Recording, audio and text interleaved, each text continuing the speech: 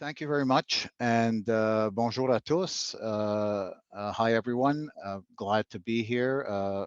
I'm Rob Capozi with the Climate Change Secretariat, and I'll be speaking to you about the new New Brunswick Climate Change Action Plan that was recently released by the New Brunswick government, and going through at a fairly high level, but also detail in terms of the work we're going to undertake.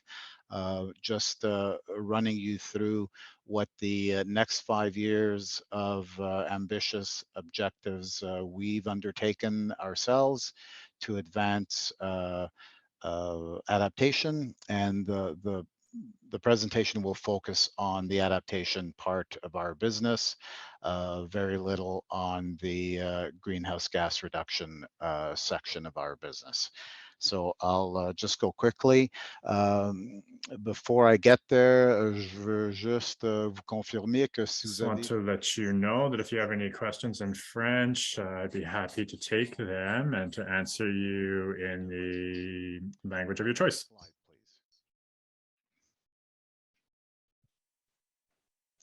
Thank you. So the new plan, we'll speak to a little bit of history here, but we've just come off a very aggressive, robust 5-year plan that started in 2016.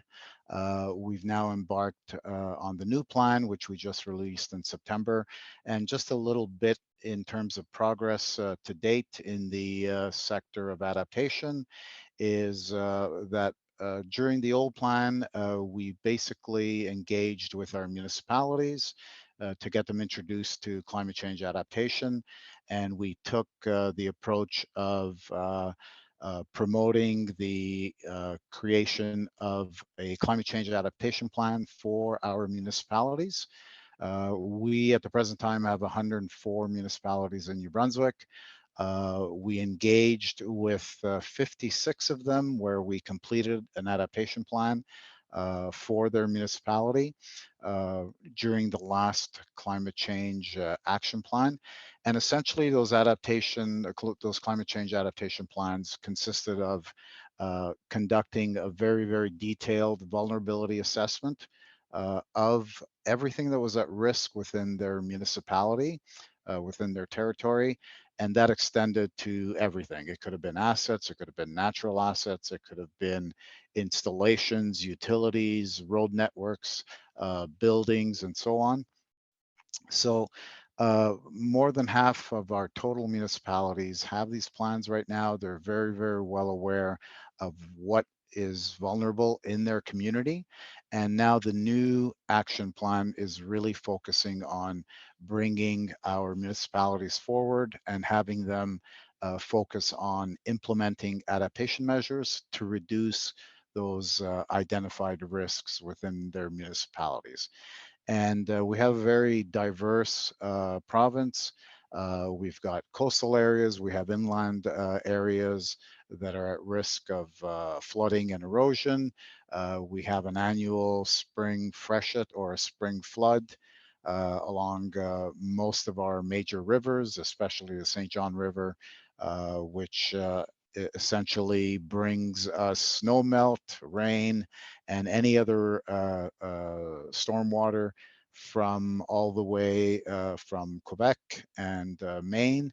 So we have a very intensive annual spring flood. Most of the last 10 years, that spring flood has been fairly aggressive. In the 2018 and 19, it created a lot of damage of infrastructure, road network, and so on. And in fact, closed down for quite a period of time our Trans-Canada Highway, which is the main artery that runs through New Brunswick and connects Nova Scotia and ourselves to the rest of Canada. So we know that we have quite an intensive listing of risks that we suffer on a regular basis. And we do have some great data on climate projections. Going into the future to 2100, we have some amazing climate guidance tools like our newly released flood hazard mapping. And all of these inform all of the residents of the province about the risks that we're facing and are a real driver of implementing those adaptation measures that are needed to reduce those risks. So government has taken it upon itself to bring forward all of the knowledge that we have around climate change and to approach the idea of adapting to these risks collaboratively and in a coordinated way with our partners. And our partners are a various group of entities. We have some great NGOs that do fantastic work in communities to reduce risk like flooding. We have a great research network with our universities who have a lot of expertise in providing research to us, downscaling climate change projections. And we have a fantastic entity which was just created last year, and that's Climate Atlantic, which is one of the regional climate change services centers across Canada.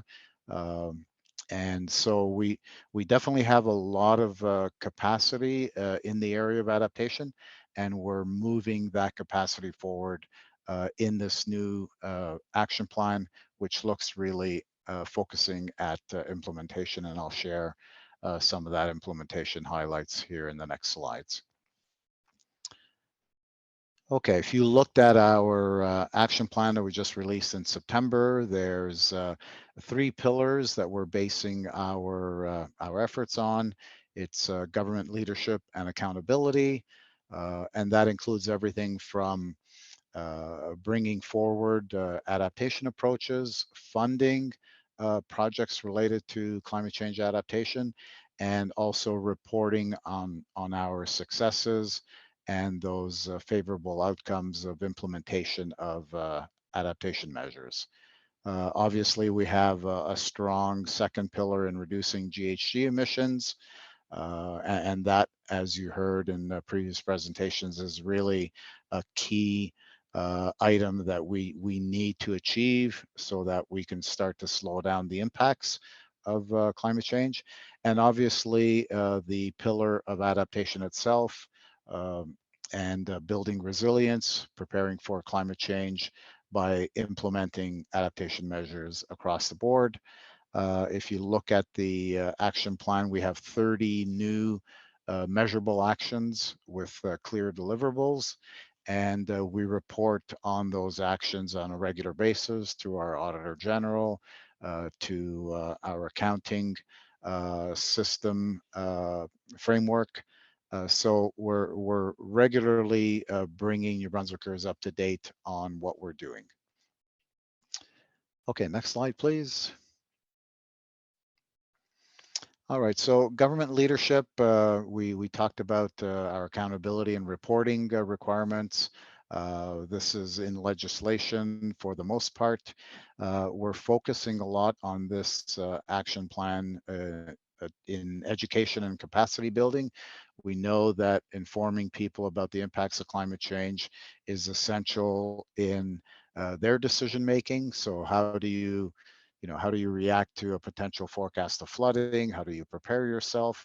And then what are the best approaches to building resilience, not only around your home, but building resilience in the multiple sectors that we serve in terms of clients, and the multiple sectors such as natural resources, agriculture, and aquaculture. They're important economic drivers for our provincial economy. Uh, we engage quite a bit with our Indigenous communities. We've done adaptation plans and vulnerability assessments with 4 out of our 12 existing First Nations communities. We're also on a good path to attaining our GHG reduction targets, or emission targets, if you will. We're well on track to achieve the 2030 target. and that will allow us to work successfully towards attaining our 2050 target as well. We are keeping a price on carbon.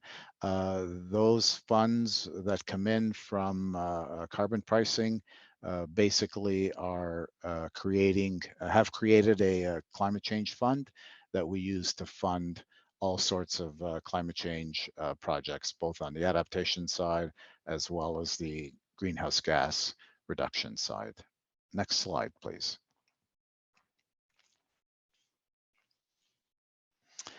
All right, so just wanted to bring you a highlight of our adaptation actions and give you a little bit of the associated resources that we have coming with each of these. There's a real focus on improving the understanding and awareness of climate change in this action plan, mostly centered around risks that climate change brings with us. So we have a very flourishing education program around flooding that we've just started on and is one of the action items in our action plan. So that's an internal action where our Department of Environment and Local Government is responsible to deliver that action. We will be working on developing a drought index for New Brunswick, which will assist, folks that are in the agricultural sector, folks who work around forestry and so on, and give us a good indication of when to, pronounce an alert and advise people that they may have to look at irrigation. They may have to look at their well, the health of their well for potable water and so on. We're going to develop an environmental health monitoring program as well. And in terms of data and tracking, we're also going to release new climate change data and climate change projections with the good help of folks like Climate Atlantic, who are coordinating the procurement of new climate change data and projections. On a larger scale, we're embarking on tackling and delivering some items that will have province-wide reverberation. So we're looking at creating a climate change risk assessment for the whole province. That risk assessment will look at all the sectors, both economic, municipalities, our natural resources, our natural infrastructure, and essentially provide a risk assessment to those individual items. The idea is to inform our large economies, to inform business, to inform industry, to inform activities like fisheries, aquaculture, and forestry, and to provide them with the information that will allow them to build their decision-making ability around the impacts to their industry or to their sector so that they can prepare for adapting to those new impacts. Another essential role of the provincial climate change assessment is that it will be the baseline or the foundational knowledge base for creating a provincial climate change adaptation plan as well. So the provincial risk assessment will be invaluable in identifying, okay, what are the risks to the province and what type of adaptation plan do we need to reduce those risks and at the same time build capacity, as well as ensure that we are building resilience, knowing what we know coming from the risk assessment. So you can expect a provincial climate change risk assessment within the next couple of years. That's our timeline. A provincial climate change adaptation plan soon after that. And we'll continue as well with local governments, local communities in getting their adaptation plans done. And those who already have climate change adaptation plans, we'll assist them in the implementation of adaptation measures aimed at reducing their risk and their vulnerabilities. On the infrastructure side, we've got a large piece of work that's going to be rolled out by the Department of Transportation and Infrastructure, and it's essentially a road network assessment and building resilience of that road network.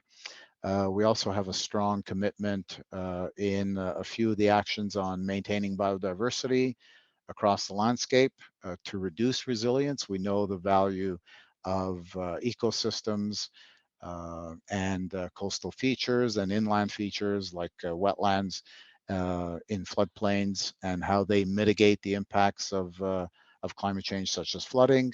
And more, we're learning about the value of nature-based solutions for local and also regional impacts. And our non-government organizations are critical in promoting these measures because they use them and they're really experts at implementing those in their local area and their local community. And we'll also have an implementation of a Living Shorelines program where not only will we promote that approach, but we'll also support the installation of living shorelines across the landscape as well. Next slide, please.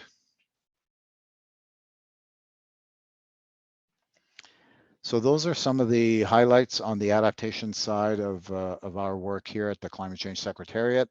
I'd like to thank all of our partners, our NGOs, our researchers, industry leaders, and community leaders who have been very impactful in not only promoting the awareness and education around climate change, but also identifying many adaptation measures that are appropriate not only to their municipality and their community, but also can be taken over to another municipality and implemented to reduce similar risks. And so we're looking forward to the next 5 years of implementing this plan. And as we said earlier, it's definitely a collaborative approach.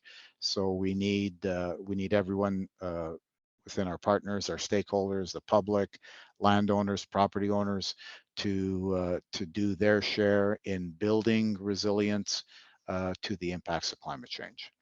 So I'd be happy to answer any questions on any of the work that our action plan brings forward.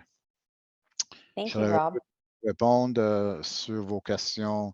I can answer any of your questions on the action plan proposed by our government. Thank you very much, Rob, for that insight into what the government's planning. So I think that rounded up nicely our kind of day. Like we kind of heard a few things about what in the past has happened, and it's nice to see what the future is going to bring from the province. I'm going to pass the mic over to Zomi to ask the questions that are coming up in our chat, and Sure. to finish off. First question is, what does resilience mean to the province when it comes to the road network? Is the province's assessment specific to roads owned by the province, as in outside of cities? Okay, well, there's a two-part answer to that. Yes, the action really looks at provincial-owned road network. That's why the Department of Transportation and Infrastructure is leading that action. But I want to remind folks that we've done adaptation plans in 56 of our 104 communities. And when we do those, we base them on a very important component within that plan. And that's a very detailed risk assessment of all installations, all infrastructure, all activities related to a community within those community boundaries. So by default, the assessment happens on roads that are owned by either the community or the province, and most communities have a provincial road or two that runs through their community. But when we do the risk assessment, we involve and include all communities, all community roads, regardless of ownership. So we can quickly identify, okay, what what road is at risk of flooding, use our projected flood risk mapping that we have, flood hazard mapping that we have now, put that layer on the community boundaries itself, and it'll quickly identify what roads are at risk of flooding. And that's important information because those roads obviously can give you access and egress from an area that might be under risk, and can inform emergency responders on if that road is going to be potentially flooded when they get there. So yes, the broad answer is the action identified in our action plan is specifically for the public road network, but by default, we assess and identify vulnerabilities for other roads as well within municipalities and regional service commissions. Fantastic. Next question. Recognizing this is a difficult subject, will retreat from the coast be promoted as an adaptation?